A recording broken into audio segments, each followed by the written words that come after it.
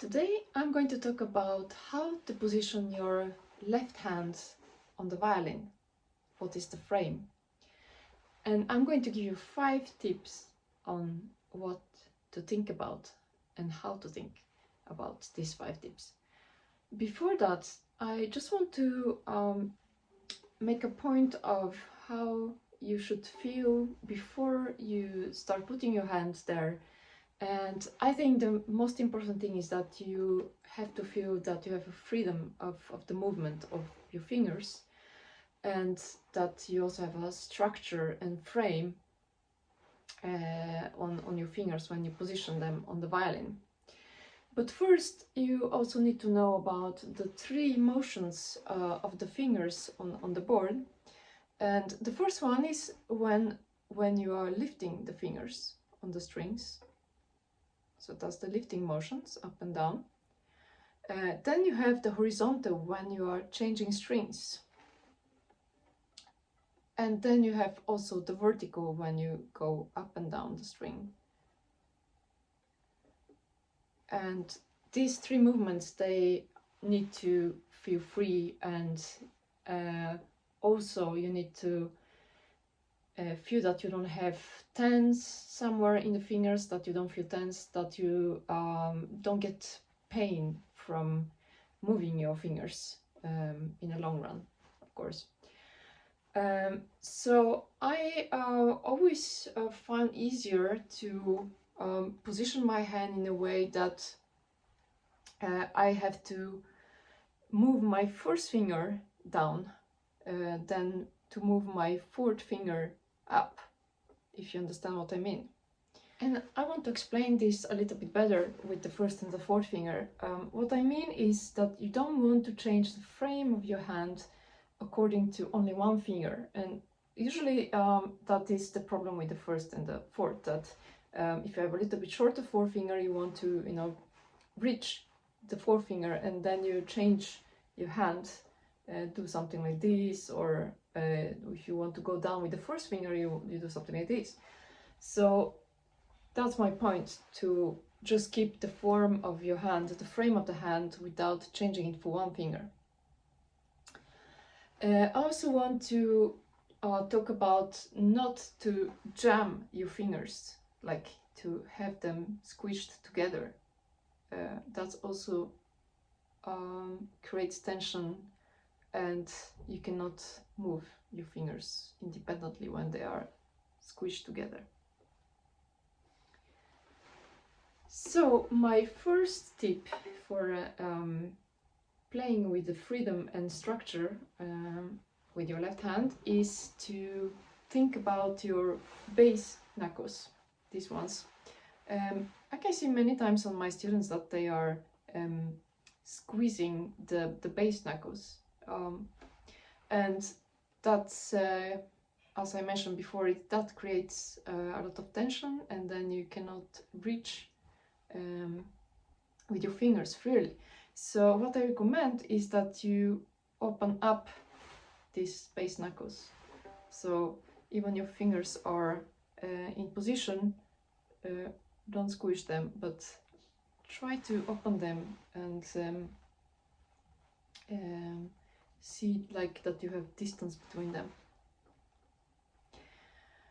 That will also change where you position your fingertips on the string, and they should come on your left side of the fingertip. So on that side of the fingertip, the strings should come there, with exception for the 4th finger, which it's a little bit depends on how your hand is structured. For me, I cannot put it on my left side because my finger is too small, too short. So for me, on the 4th finger, I'm pressing somewhere here. My second tip is how high is your left hand, and that also depends on your fingers. So my proposition is to put the hand on the 1st joint. But if you have maybe longer fingers, your hand may want to go a little bit lower, maybe here, and if you have shorter, maybe a little bit higher. So that really depends a little bit on your hand structure. Next tip is the position of your elbow. Before you do that, think about where you're placing your thumb on the finger board, because that is going to also feel like be the base position. Even when you're moving your elbow, like I'm doing now, the position of the thumb should not change. It's only the position of your fingers. So the right position will be in a way that your fingers are not too steep, right, like this, but they should not be too flat either. So find a position that your fingers are round, and that will be the best position to place your elbow. My next tip is to look for the distance between your hand and the neck. It's that distance I'm talking about. And here again, you need to compromise between your first and the fourth finger.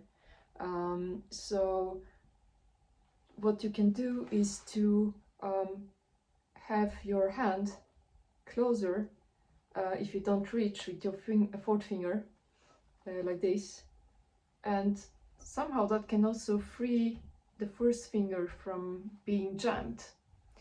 And that's a common thing I see on my students, that they are like having tension here, jamming the first finger, pressing it towards the neck, which creates tension. So you can experiment with this distance to find the perfect frame for you. And my last tip for you is the position of the violin. So I mean with that, if your violin should be positioned more to the left or more to the right.